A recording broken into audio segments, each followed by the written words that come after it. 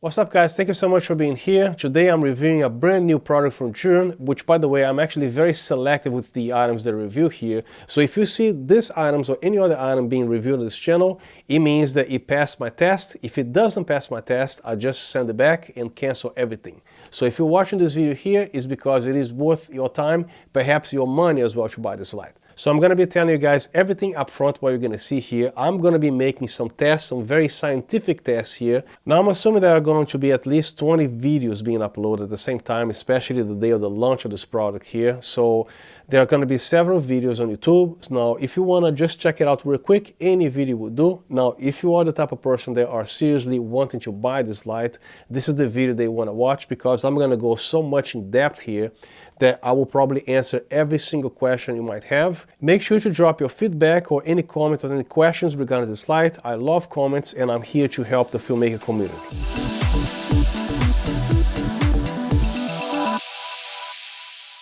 Another thing that I love what they did here is the actual display. It's no longer the black and white type of deal. It's in full color and it's very easy to read. Even at 10 feet away, you can have a pretty good idea what's going on. So I actually love that everything here is colorful. This light is mostly made of plastic to keep things lightweight, and it has metal where it needs to be made of metal. For example, this entire front element here, which is, by the way, full Bowens mount, no adapters needed. Any softbox will fit directly here without any adapters at all. And the two knobs here, there is no play, and they actually offer a very nice resistance as you dial. And as you can see, they are color-coded, which means once you get the hang of using this light, you know what knob to press here.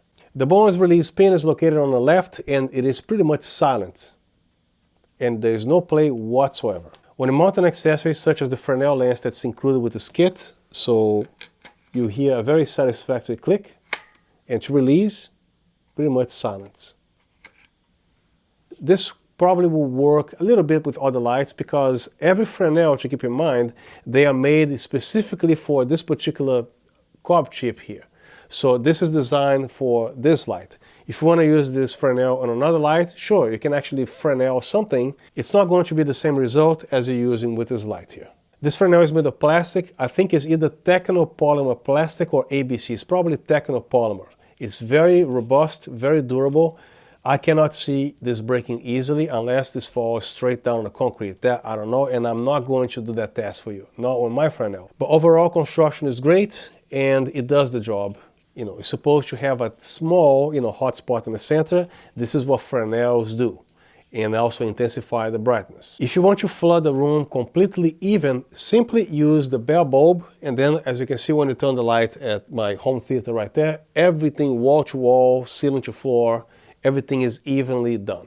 Now this bracket is heavy, which is nice. It's 100% made of metal. The only thing plastic here are the actual knobs, and they don't require over tightening or anything like that. So I don't see them breaking. So it features teeth right here. Sometimes I wish they didn't make with teeth. Godox makes a toothless type of bracket, which means you can actually precisely tilting the softbox or whatever, right? So here's what you have, depending what you want to do. This is your stops right here.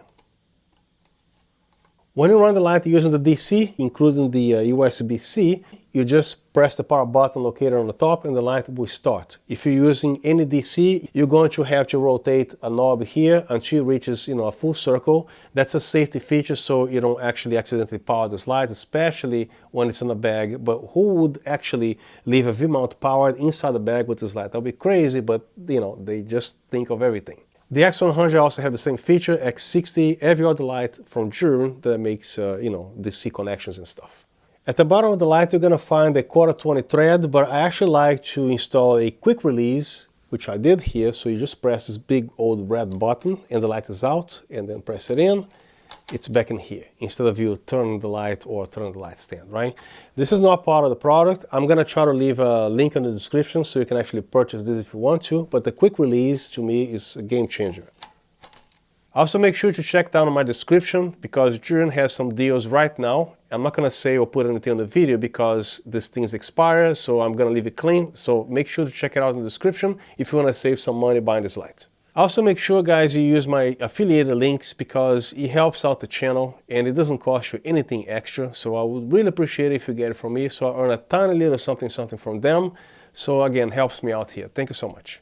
And the usual disclaimer, Zhiyun sent me this light for me to test and review. I also get to keep the product, and I don't get paid to say anything here. This video is not sponsored by anybody other than myself. I run my business full-time, and I do have a ton of stuff to edit and deliver to my clients, so I'm not there right now, so I'm doing a YouTube video recording right now. So as of 2025, I decided to charge a fee for most products that I review. It has nothing to do with the company. It's just for my time to sit down here, set all these lights, B-roll, filming. This is extremely time consuming, and this is the reason of the fee that I charge. I received this light about a month before its launch, and they were gonna send me two lights, the X200 RGB and the X200 Bi-Color. So they only had the RGB in stock, and this is what I got here. So the X200 RGB is going to come in this slight beige color here. It's actually nice, but I prefer black. I believe the X200 Bi-Color is going to come all in black or dark gray or something like that. But this light comes in this color here with some black accents. Right now, I'm currently set to 2500 Kelvin, and this can ramp up all the way to 10,000 Kelvin. And the Bi-Color will range from 2700 Kelvin to 8500 Kelvin.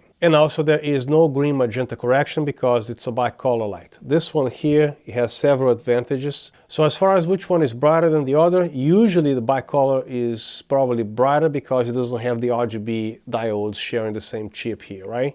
So I don't have both lights to compare, but sometimes it is surprising that, you know, both lights are equally as bright, even if it is RGB or not. So who knows?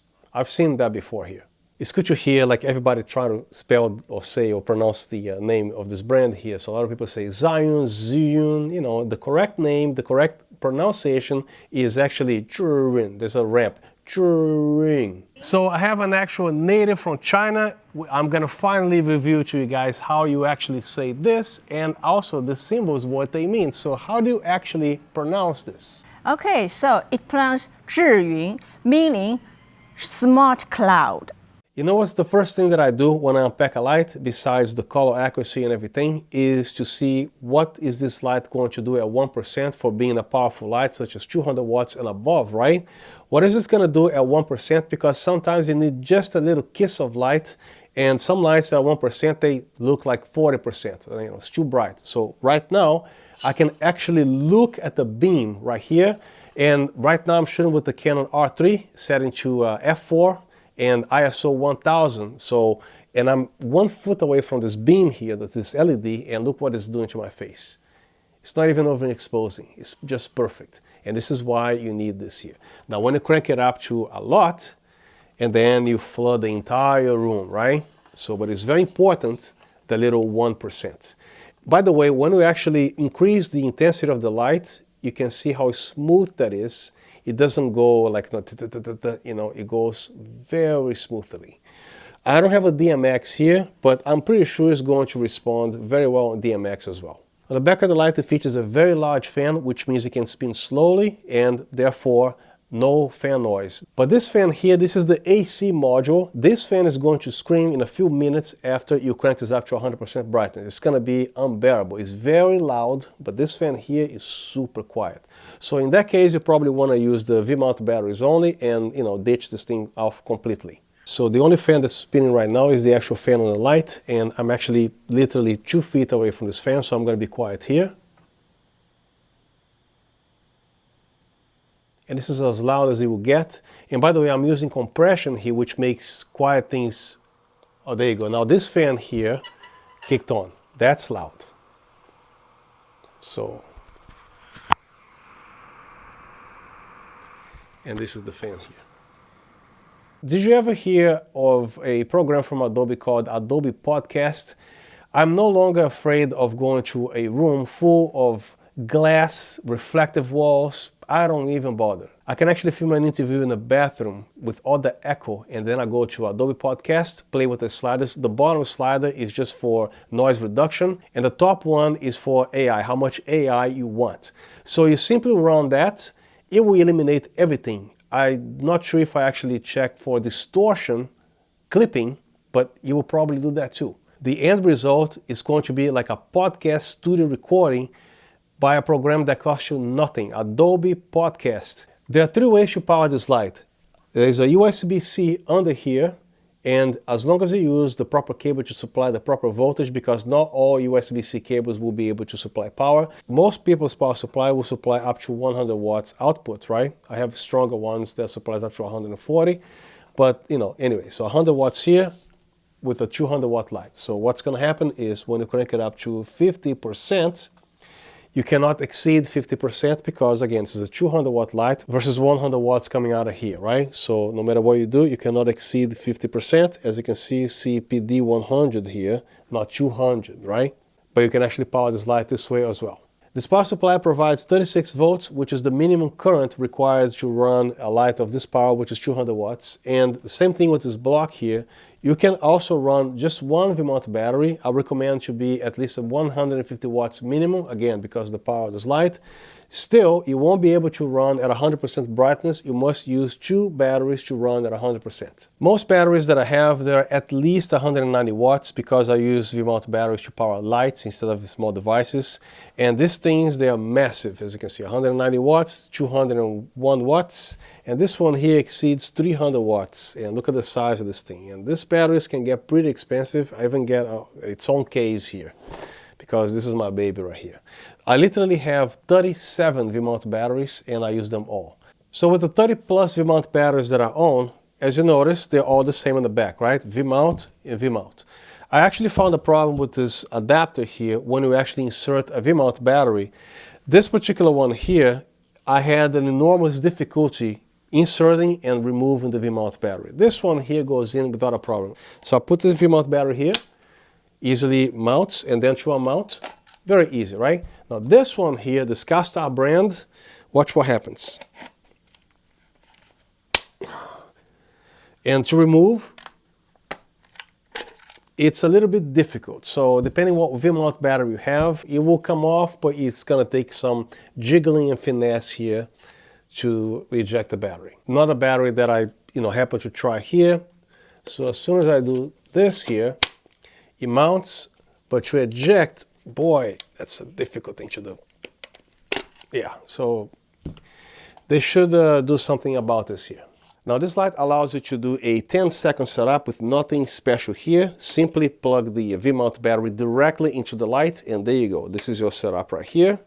And just slap a softbox in the front, good to go. And again, to power it on, when using batteries, you're required to turn this knob here for safety reasons. You need more power? Not a problem. Now you still have 75% of intensity here because you're using only one V-mount battery.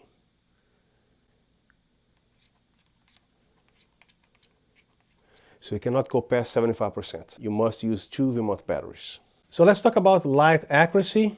I don't need a color spectrometer, believe it or not. By eyeballing this thing here, I know this requires a -2 green correction, which stores the magenta. So with the sunlight aiming at the wall there, when I aim the light right there, I can see, and even with my hand here close to the light, with my eye, I can already tell this light is a little bit on a slight green side. Wait until somebody with the Sekonic color spectrometer do the test for you. It's going to be green oriented or green shifted, but I can actually do this with my eye.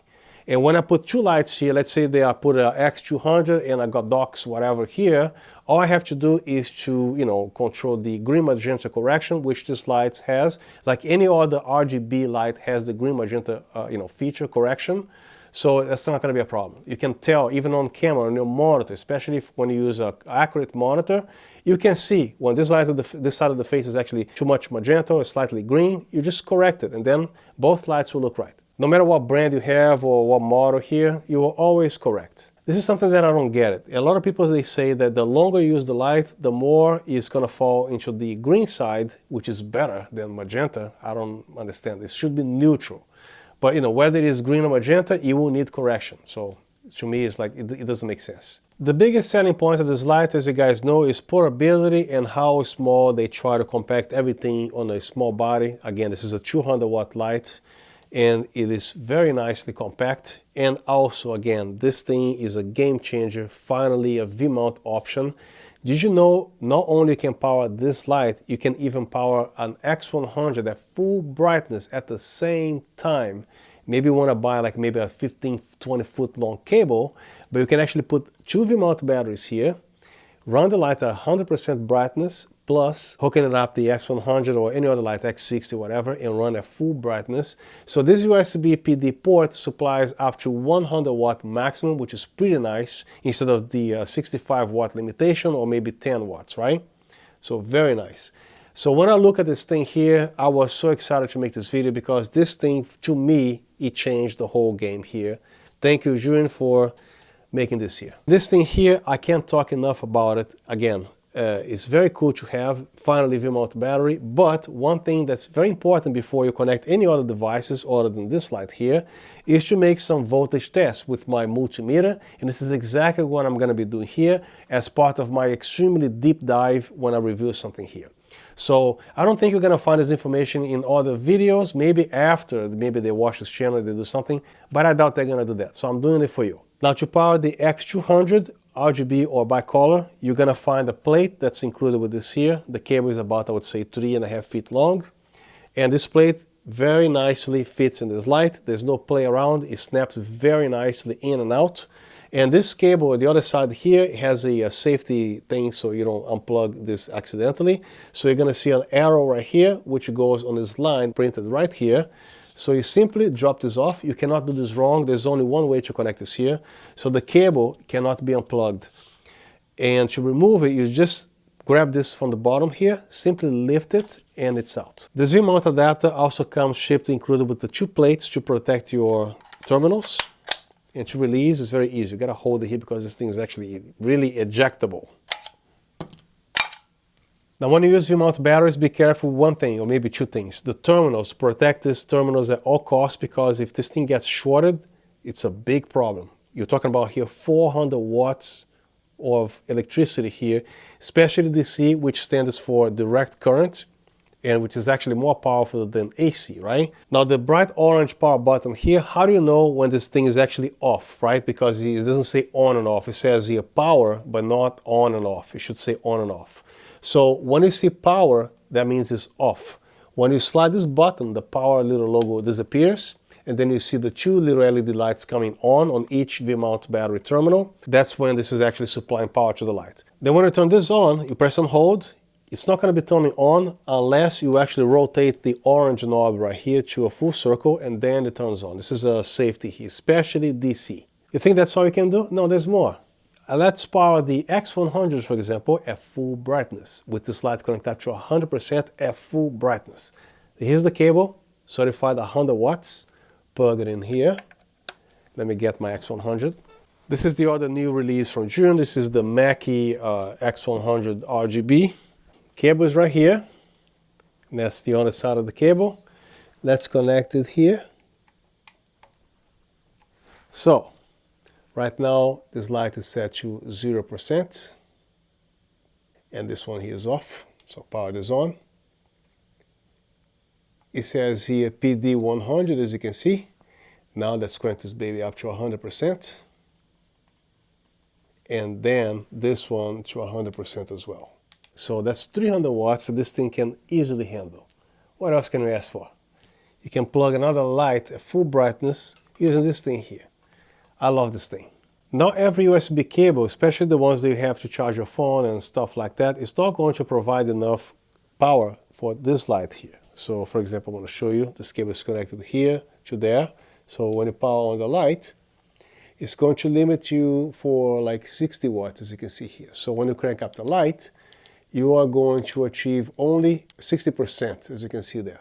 It's not going to be 100%. So make sure your cable is certified to provide at least 100 watts to power the X100. So another thing that I see a lot happening is that either with this light here, I think what you guys are going to do is to screw in the light, like rotating this, right? You can easily damage the thread. So instead of doing this, just hold the light, loosen your stand, and then turn the pole instead. And you put it back in here. Again, turn the pole, and the light is secure. So spinning this light like this here, you can easily drop this on the ground. Instead, you just rotate the pole.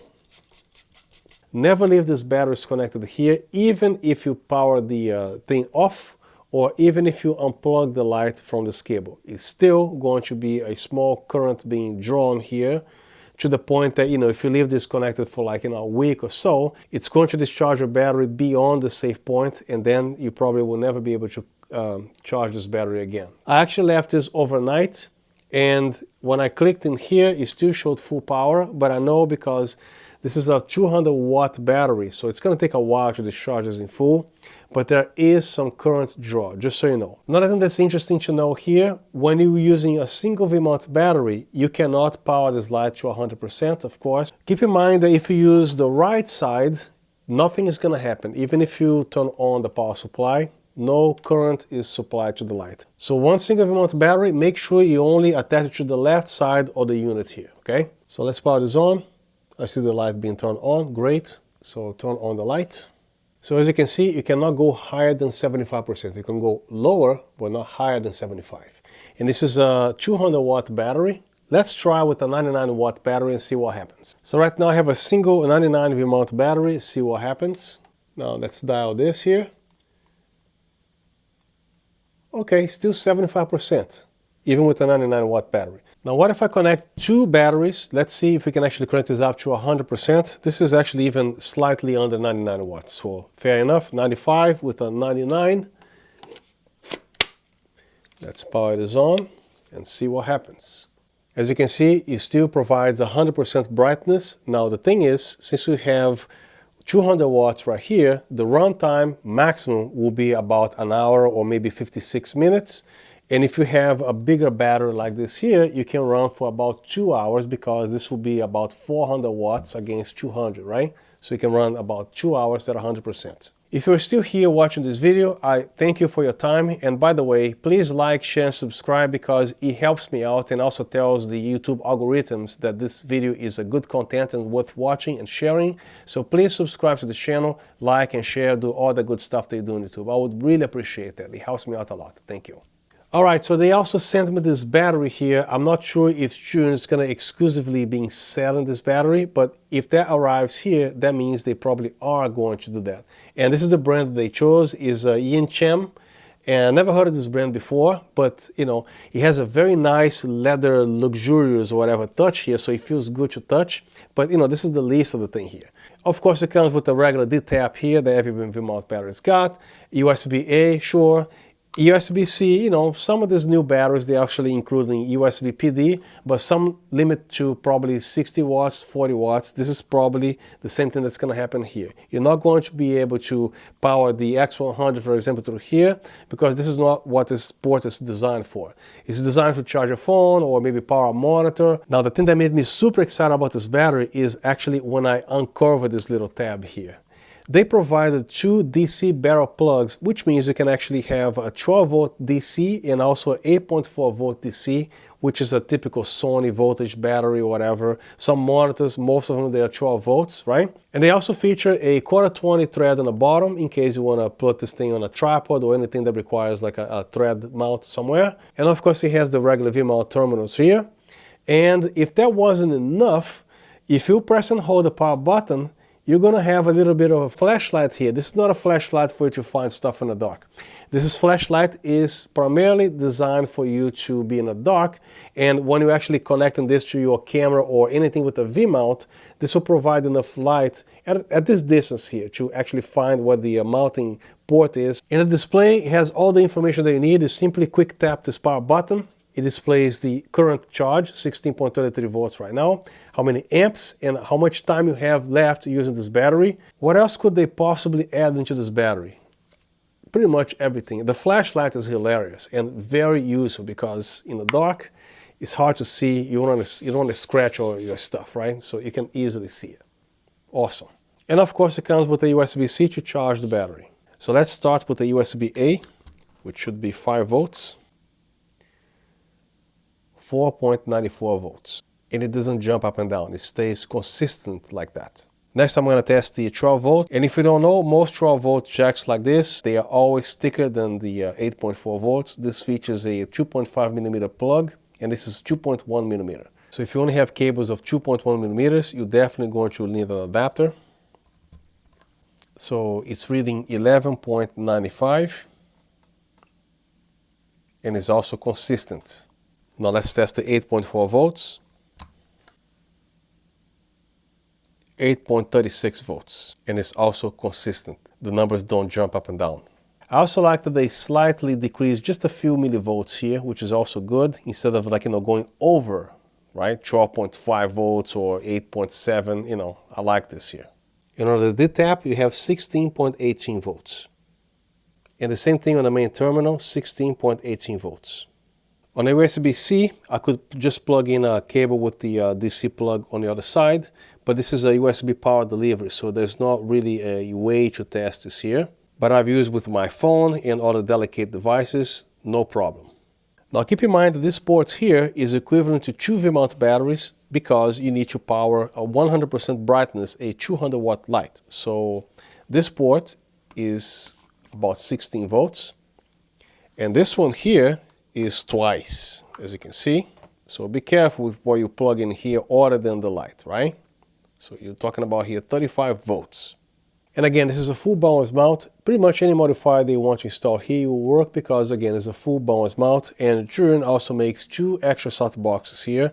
The 40D, which is a 40 centimeter softbox, and they also make a 60 centimeter softbox, again, full Bowens size. So this includes a carry bag, all the necessary diffusion materials, which are 2, a grid, definitely nice when they include this here, and the actual softbox. The softbox is fully made of metal here, and also the rods are made of metal. However, the little springy things here, they're made of plastic, the part that actually, does the spring thing here, right? So here's a little tip for you. If you never want to break a softbox, especially if you use this daily, what you want to do, instead of assembling this way here, when you reach halfway, like this, stop.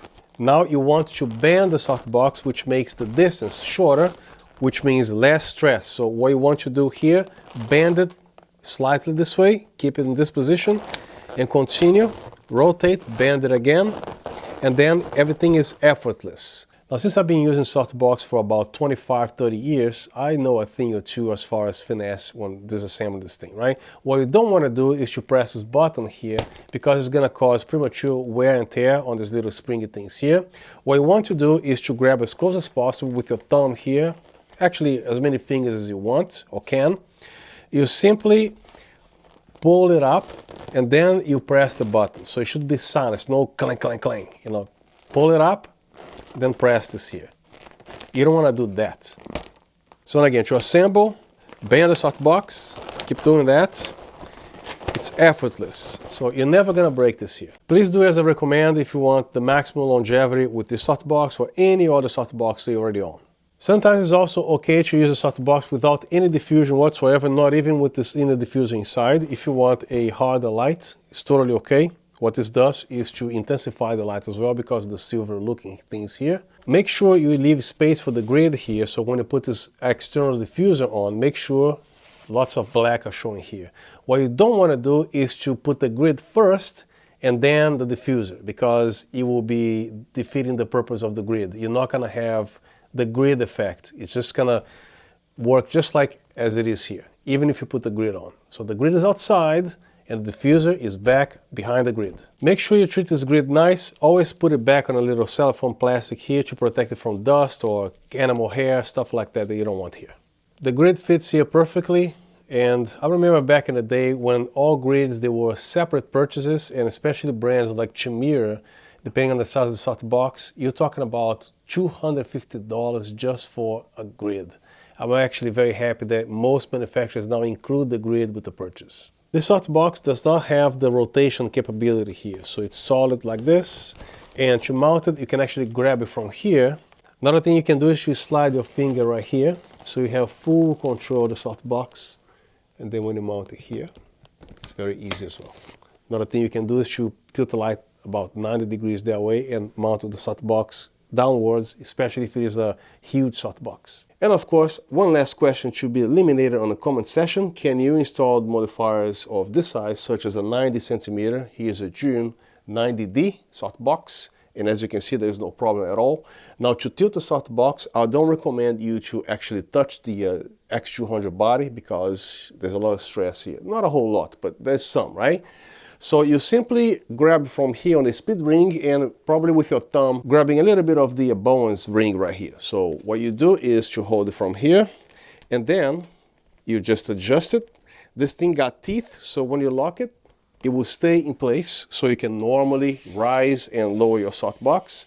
Just be careful not to land this banging on the floor again because this is a big modifier. So, you know, when you move this around, when you land it, be as gentle as possible, and there you go. Now, do you want it bigger than this? No problem. Wait. Now, if you want to install something bigger than this, I guess you can, but that defeats the purpose of a 200-watt light because this parabolic softbox here, all that does is to add weight in here.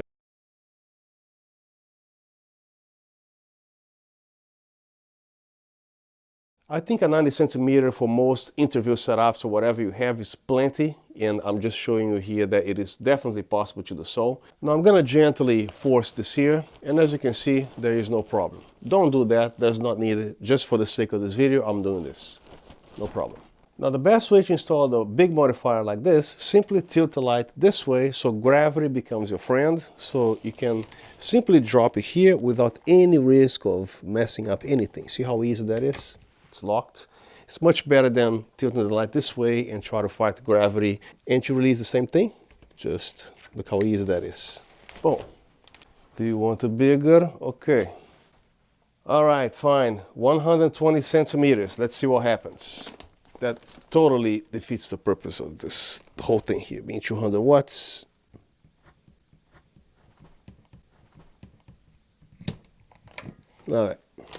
All right, it will take it, but that's a lot of stress. This thing is incredibly heavy. So if you don't want to break anything here, just in case, you must install a 120 softbox, which looks pretty stupid here, but anyway, I'll show you. What you can do is to loosen this completely.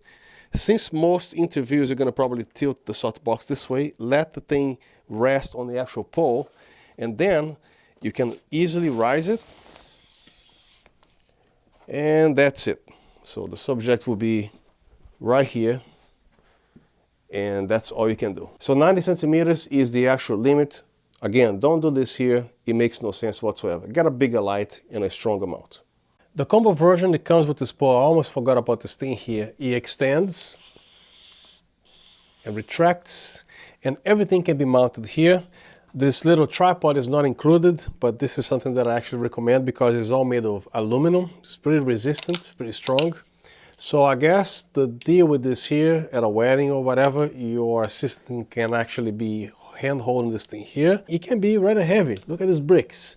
But if you put your elbow against your chest like this here, like that, you can, you know, stay probably 30 seconds. No, I'm kidding. At least 5 minutes, I would say. And the top, you can actually detach the actual screw and flip it over for 3/8 if that's what you want to do, if you want to do anything other than this light here, because this light's bottom is only 3/8, right? But anything else that you want to mount here. And the same thing on the bottom, it features a 1/4 thread. You remove the little adapter, it becomes a 3/8 thread. This thing is not carbon fiber, it's made of aluminum. I'm not sure how much that costs separate, but this is actually included with the combo. Or if you don't want a whole lot of power, like 100%, simple, you can actually install the Fresnel, the softbox, and install like a 50-watt V-Mount battery here, crank it up to probably 20-25% or so, and there you go. This becomes a lot lighter, as you can see, like, 2 fingers will lift this, so you can go all day with this. If you do weddings, this is going to be great because you have the long-lasting V-Mount power option rather than those tiny little batteries, and if you want to install something bigger here, you can. But here's the simplest setup. You simply extend the pole as needed. Now reminding you that you have a maximum brightness of 75% with a single V-Mount battery. And even if you put a bigger one here, you're still going to get 75%, but you're still getting at least 150 some watts of power from this light. Here in the front, you simply attach the Zhiyun 40D softbox or bigger softbox such as the 60D, which is an optional purchase. But I can actually hold this with literally 3 fingers, so this is actually very lightweight, and it's going to solve a lot of problems for you, especially if you need more power, especially taking the bride, outside or whatever. You can do a sunset matching here, from 2700 Kelvin all the way to 10,000 Kelvin. So I think this product was very well thought out. They include all these accessories here, pretty much for anything they need. As you can see, I have the 40D right here being hooked up, and the X200 RGB in the back. And I'm about 2 feet, 3 feet away from the softbox, and this is the lighting that you have from that softbox. Now I'm doing some tests here. I'm going to be using a light meter, and the light is roughly placed about a meter away from my face, set to bare bulb. The intensity of the brightness of the light here is 5%. I have f4 and ISO 1000 on the camera, and putting the meter close to my face. It says exactly f4. Now let's see what happens when I install the Fresnel to see if that's going to change. So right now I have the Fresnel installed here, as you can see. And there is a slight change in brightness, of course. So before it was f4, nothing else changed here. So I'm going to put this right in my nose there. And it's actually 4.6 now instead of 4. So it's about almost over half a stop difference at this scenario, at this distance, at that intensity right here. Right now, I didn't do anything. The light is cranked up to 100%, same distance, same everything. So I'm getting the reading of f16.7 at bare bulb. Let's put the Fresnel on and see what happens. So now I got the Fresnel on, same 100% brightness, and see what I get here. f22.2, as you can see. Right now, I still got the Fresnel on. The only thing that I did is changing from ISO 1000 to 100, same distance, same everything, and this is what you get. Right now the Fresnel is still on, 100% brightness. I'm shooting at ISO 100 and the f-stop is 16. And I'm shooting at the bare bulb, same exact settings as before, and this is what you get here. Right now the light is set to 100% brightness, the Fresnel lens is on, and the meter is asking for f2.8.9, which is technically f4, as you can see here at the bottom.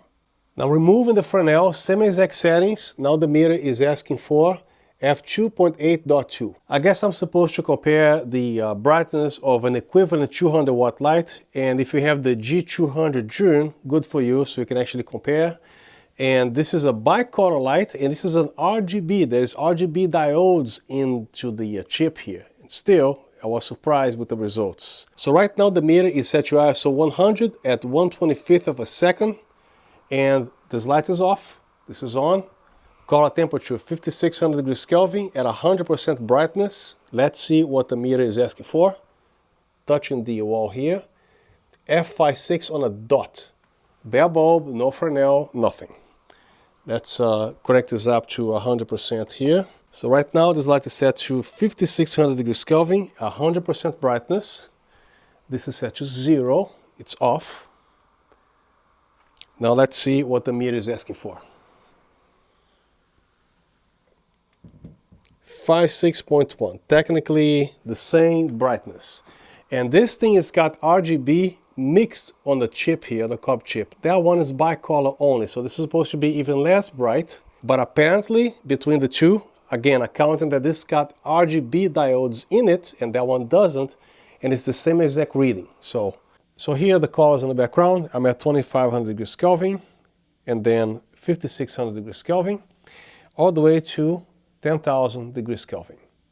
I noticed that at 10,000, it's a little bit brighter on the wall. I can see the zebra pattern there. As I decrease, so it disappeared all the way down here. So anything above the light is going to have slightly more extra brightness to what I can see here. Operating this light on the ZY Vega is a lot easier because these knobs can be a little bit cumbersome. So I'm doing it here, which is probably the way that you guys are going to use this light anyway, through the app, right? So, from 0 to 100%, it looks like this here. So the light is actually shining on the wall, but it's actually flooding everything here, which is nice. And here in the middle are the shortcuts, tungsten lamp, modeling light, all this stuff here. You can also slide to see more. So here's the green magenta correction set to 0. And as you can see, it's a little bit on the magenta side still. This is what it looks like on the -10 towards magenta and all the way +10 towards the green. And I find that this light is actually better at -2 straight out of the box this way without any color measuring device. So when you get your light, try to set it to -2 on the RG or green magenta correction. I think it's going to be better for you. And on the bottom we have your CCT mode, CCT gel, and this one I don't need to color match anything. You need the camera permission here. I don't need that. And here's the RGB. To add the color, you click on a plus. To erase, you press and hold that little square thing and drop it down like this, and it's out. To restore the color, just click on the plus, it's back here. So at 100% saturation, you can see the colors are nice and bold, and some colors, they are less bright than the others. This is a normal thing with RGB. Did you know back in the 90s and before, it was impossible to make a blue LED, only the green and red, the blue did not exist. Back in the 70s and 80s, you never saw an LED that's actually blue on any device, only green and red. One interesting thing here, when you set the saturation of the hue to nothing, to white, this is actually close to white, because most RGB lights, the saturation always has that weird pink color. This one does not, which is cool. It's rather green. This is actually rather white than that pink weird thing. And it can also match colors, so you need to authorize your camera here. I don't need this stuff, but if you want to click on some logo that's pink or whatever, this light is going to mimic that. I'm pretty sure there's no music mode in this light. This is something that you're looking for. This light doesn't have it, or at least my copy doesn't have. This is not the full retail version. This is the prototype version, so if they didn't put it here, I don't think yours is going to have that either. I almost forgot about the effects here. I'm not sure why this app does not let you see or control the effects from here, so I guess I'll show you just briefly what they are. There are about 15 effects. When you press this button, you can also adjust even the CCT color, the intensity, the green magenta correction, and the speed. For example, this one here, number 5. For the candle, probably number 3, I guess. Then we also have paparazzi, bed bulb, TV, lighting, strobe, welding, CCT pulse, CCT loop, hue pulse, disco, fireworks, and police car. And again, you can adjust all this, the speed here and everything else. And that's the end of my video. I hope you found the content helpful. If you want to help me out to tell the algorithms this video is actually worth watching so other people can watch it, please make sure to like, share, and subscribe. I would appreciate that. So once again, thank you so much for being here, and I'll see you next time.